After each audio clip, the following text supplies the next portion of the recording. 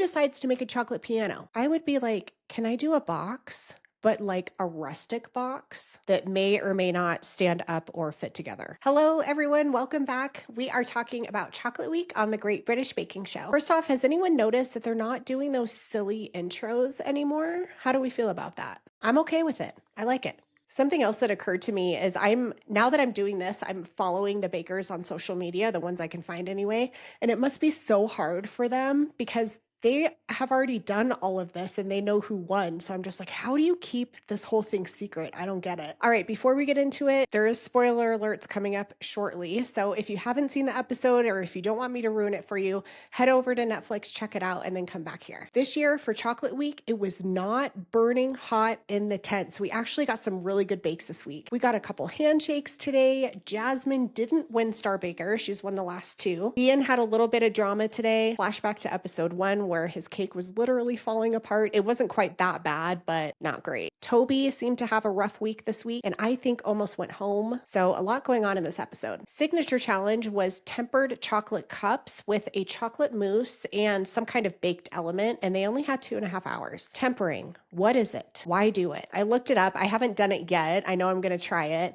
but I guess it's a process of like heating and then cooling and then heating the chocolate again to make it more stable, make it shiny, and so that it doesn't melt in your hands. I could have used this about 20 years ago when I was young and I was trying to impress a guy and make a chocolate box, and it was a freaking nightmare. I did not know about tempering chocolate back then. And then they had to make a chocolate mousse. And I've had chocolate mousse before, but I didn't really know what it was. So I had to Google that too. And I guess it's just like incorporating air into chocolate and cream to make it like light and airy. Although apparently making sure your mousse is set is a big deal. And a lot of people didn't set their mousse correctly. You do not want the mousse to be too loose. The people who had loose mousse issues were Leslie, Erin, Nadia, Jasmine, and Natalia. So a bunch of them. And we had some bakers kind of doing the same thing. I guess tiramisu is a popular thing. Tom, Erin, and Leslie all did tiramisu. And then Tom and Erin actually almost made the exact same thing.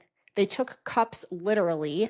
So their chocolate cups were little like espresso, like Starbucks cups with the dessert on the inside. So it was kind of cool to see them go head to head. Tom's turned out really good. It was cute. It just looks so like clean and professional. Although I liked the white tops on Erin's better. Tom's tiramisu was really good. The mousse was set. It was not too loose, and he actually got a handshake. I really like Erin's cups the best, but his mousse was not set.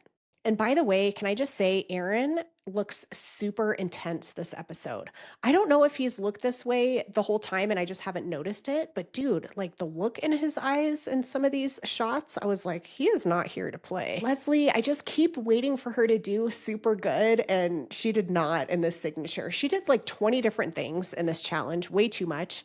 It didn't look great. It looked like the ganache that she decorated it was split. Honestly, it did not look appetizing to me. And her mousse was super thin, I guess. Toby actually thought his was going to be terrible, but it turned out really good with the orange and chocolate ball, and it was super cute. Jasmine's looks so good. I wanted that hazelnut core. Like, I just wanted to eat that. I don't know why. It looked so good.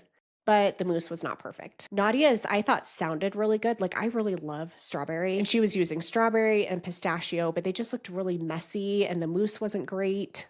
She actually had a really, really rough week this week. And Ian too, this is something that I've noticed here and there, but he looks kind of Ren Fair, you know? Like, he looks kind of like Lord of the Rings-ish.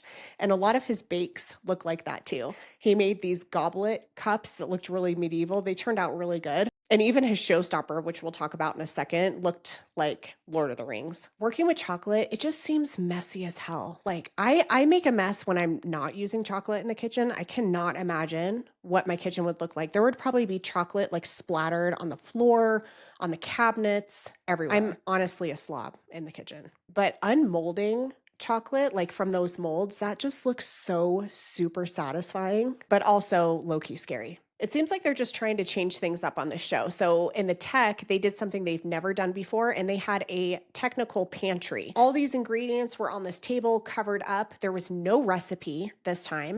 and they had to make some kind of white chocolate tart. They went shopping and got their ingredients, but every ingredient that they picked from the table, they had to actually use. And they only had 5 minutes to go shopping and come up with their recipe. I was so excited to see Leslie actually win this one. I was like, yes, I knew that she was good. She won the tech with her lemon and thyme tart. Jasmine also did really good. She got second, but this was a white chocolate tart challenge, and she covered hers with dark chocolate ganache, which apparently just totally dominated, so it wasn't actually a white chocolate tart anymore, which makes me wonder, like, why did she get second if it didn't even taste like white chocolate? Seems like a pretty integral part of the challenge. Some pretty funny comments from the judges on this one. Prue said that Tom's was interesting but not delicious, and then Nadia, she was dead last at the bottom, and Paul said the colors I don't like, the textures I don't like, the pastry is too thick. Otherwise, it's great. Thanks, Paul. Toby also did not do good. His pastry tasted like rubber. I'm guessing that's a bad thing. This is where we see Ian kind of freaking out again. His was literally falling apart. I'm like, was it too heavy for him, for his small little dainty hands? He's so tiny. But it tasted really good. In my heart, though, with Nadia, when she touched her tart, when it came out of the oven, the tart shell, and it broke, I was like, oh my God. But she had made another one, so we're good. Well, not good because she got last, but... And apparently, when you're filling a tart, you have to have the filling go all the way up to the edges of the pastry, which I guess Aaron's didn't, but he still got third. Let's talk about the showstopper. How do we feel about fondue? I don't think I've ever had fondue. If I have, I don't remember it, but I don't know if I'm okay with it. It just seems like a bunch of like stagnant cheese or chocolate exposed to the open air, and people are just dipping their stuff into it. Like, can they double dip? Is that allowed? It seems super germy. I don't know. Maybe it's just not my thing. But they had to make an edible dipping pot with chocolate sauce and some kind of baked element. The most ambitious, I thought, was Aaron's freaking piano. Like, who thinks I'm just going to make a chocolate piano? I would be like, can I do a box, but like a rustic box that may or may not stand up or fit together? Who decides to make a chocolate piano? His design was really good. The flavors were also really interesting. Like, who comes up with these flavors? Chinese 5-spice with black pepper Florentines. And then there was cherry chocolate and cocoa and orange. The judges loved it, and he got Star Baker. Although the judges seemed to be like really excited about his dessert, and they said how good it was, but where was the handshake? Why didn't he get a handshake? Something else with Ian. So Ian's little Ren Fair, Lord of the Rings fountain waterfall thing turned out really good. Although when the design was in the early stages and he was handling his chocolate, and it looked like a guy's, I was slightly uncomfortable watching that. Jasmine's, of course, turned out really good. The flavors were great. She had amaretto, raspberry, and pear, and there was a brownie. The judges loved it, and she got a handshake.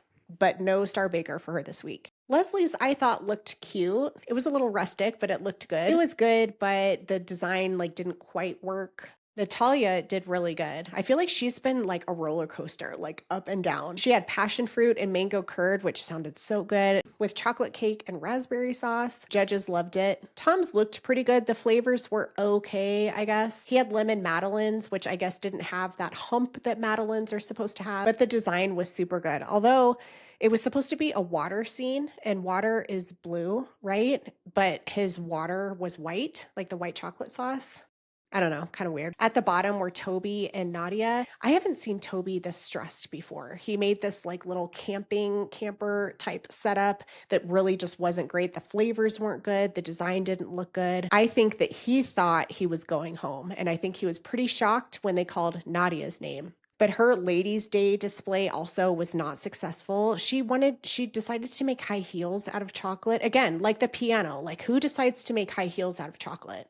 It fell apart, it cracked, it did not look good. Cookies were too soft. It was not a good week for Nadia, so she went home. And did anyone else notice when Noel was coming around right when the showstopper was starting, and he told her, as long as you do good today, you'll be fine? I've never heard him say something like that before to one of the bakers, and I'm just like, are you a judge now? Why would you say that? You can never predict who's going to go home. Even if they do really good in the previous 2 challenges, they could completely bomb it and then go home. You can't really predict who's going to go home. So I was just like, why would you say that? I know I mentioned earlier about Aaron's serious face and how intense he was. He was also intensely happy when he won. I haven't seen him smile like that. It made him look like a little kid. He was so stoked. All right, the show's getting real. We've only got a few bakers left. Next time is pastry week. And I think pastry week is really what separates people, like I don't know, men from the boys, ladies, girls from the women, I don't know, whatever. Amateurs from not amateurs. I think it's going to be a pretty tough episode. Let me know what you thought of this episode. And if you're enjoying these videos, please subscribe to my channel and I will see you next time.